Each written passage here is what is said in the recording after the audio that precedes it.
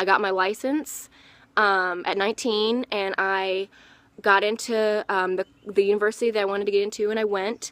But all of this stuff, like the social anxiety was starting to creep up on me more and more, and I don't really know if it could have come from the fact that I moved around all the time, and maybe I didn't have like a set group of friends, or like really learned how to interact with people for long periods of time, because the longest place we lived was somewhere for 7 years, and my dog's back there freaking out. So I didn't really have like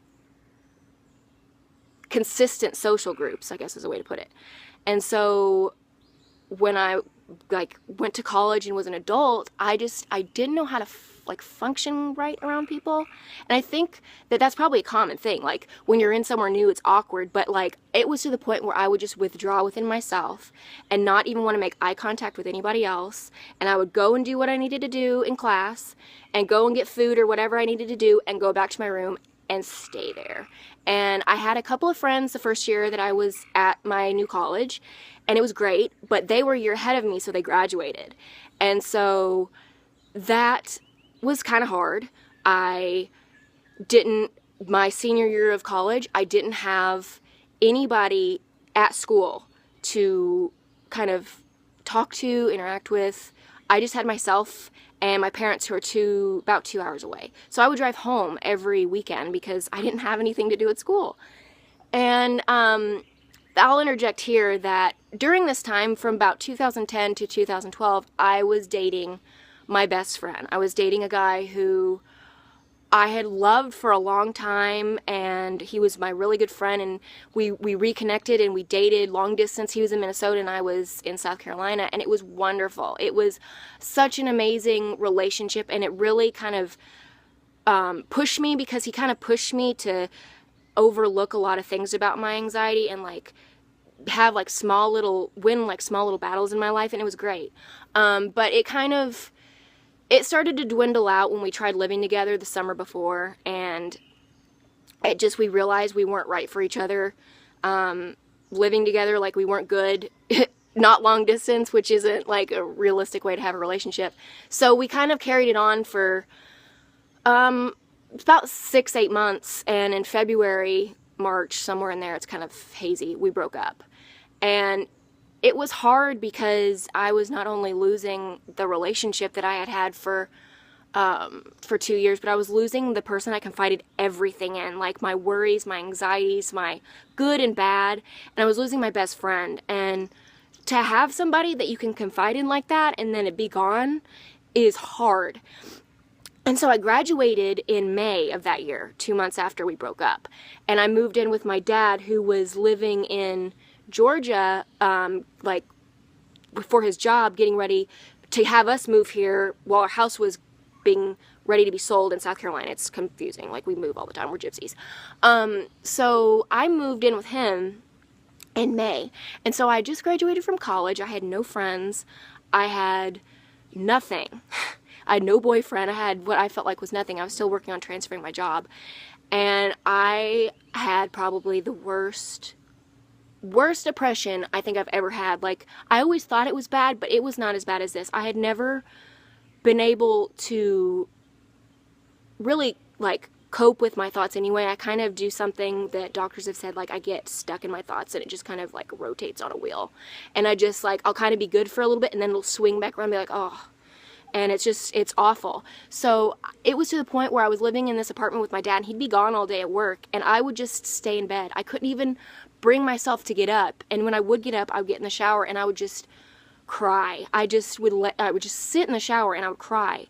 And it was like my face was swollen from crying so much. It was the most awful thing, and I felt like I needed to go to counseling, but I didn't, because I was like, this has to be normal. Like, breaking up is normal, but with somebody who's anxious and slightly depressed and stuck in their thoughts, it gets worse.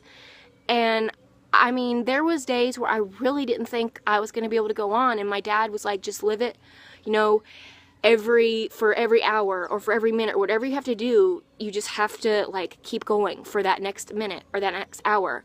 And like, everybody who says that it's going to get better, like, you roll your eyes because you're in this horrible depression, and they say it's not going to get better, and that time won't, that, you know, you don't think time's going to heal it, but it does. Like, I wasn't doing great a couple months later, but I was better.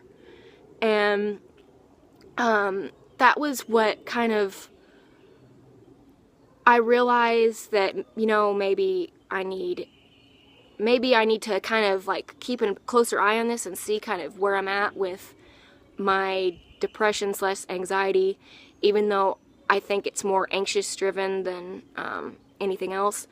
So I kind of have realized that now my anxiety is pretty much socially fueled. I don't like driving at all still. I have my license and I have a car, and I do not like driving. It's just a really big trigger for me, I guess you could say. I have gotten worse with, like, I don't like going to stores and just like browsing, because I don't like want people, like salespeople, like coming up and be like, oh, do you need any help? I just don't like want to speak to anybody unless it's like my family in a store. And I don't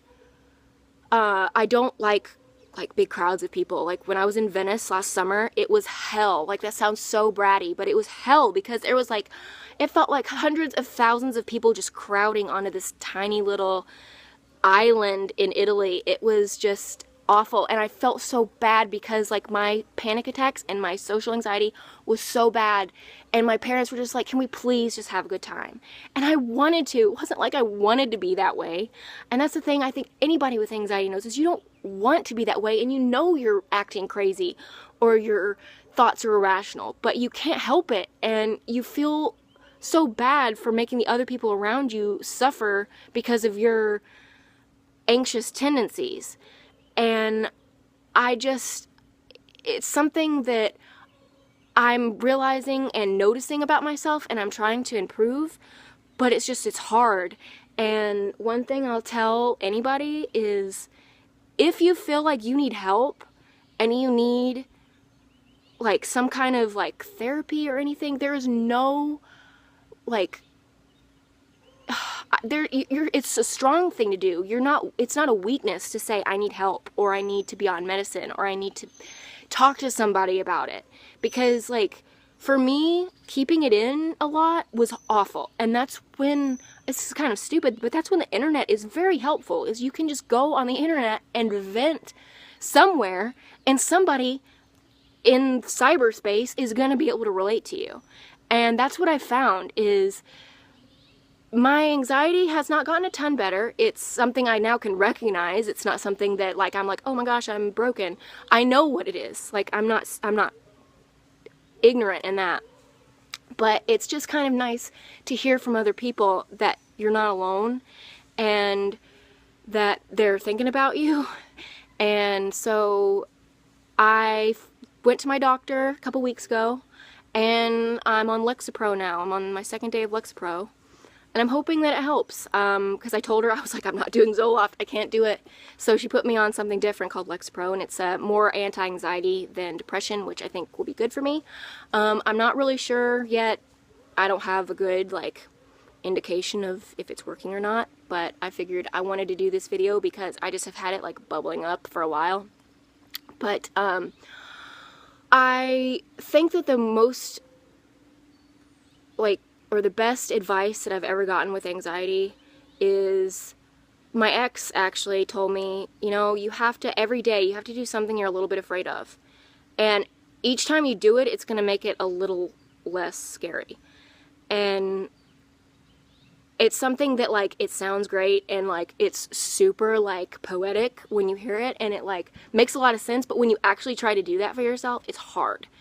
And I try to do that pretty much daily. I mean, there's some days that are better than others, like anybody, but like if I'm having a really panicky, crappy day, I tell myself, all right, drive to Target, go to Target, get something you want, and when I get there, I'll buy a bag of M&Ms to reward myself.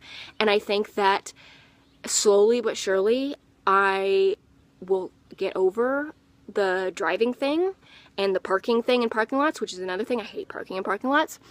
But like, if I'm gonna be a functioning member of society, I have to do those things. And like, it's not like I can just like quit. It's not like I can just be like, I quit. I don't want to do these things anymore. So this was really rambly and all over the place, and like I can do a follow-up to this if like I need to outline it better, but I just kind of wanted to spit it out and get it out there. Kind of get my story out there, because everybody should know that they're not the only one going through it. Like sometimes I feel like that, and it's kind of narcissistic. Like, no, I'm not the only person that's going through life with anxiety. Like, hello, other people have it. But sometimes you get in your head and you're just like, oh my gosh, like, am I really I'm the freak in this day and age? I don't know. And I know that's not true, but it's just nice to know you're not alone. And I hope that this will help somebody that feels like they're out there and they're alone, because you're not. And there's no harm in sitting and talking about your problems. So that's all for now. This is like 20 minutes and I don't even know if I'm going to be able to edit it. So I'm going to cut it off here, and I can't thank you guys enough if you've stuck through to the end of this and watched this, and I'll talk to you next time. Bye.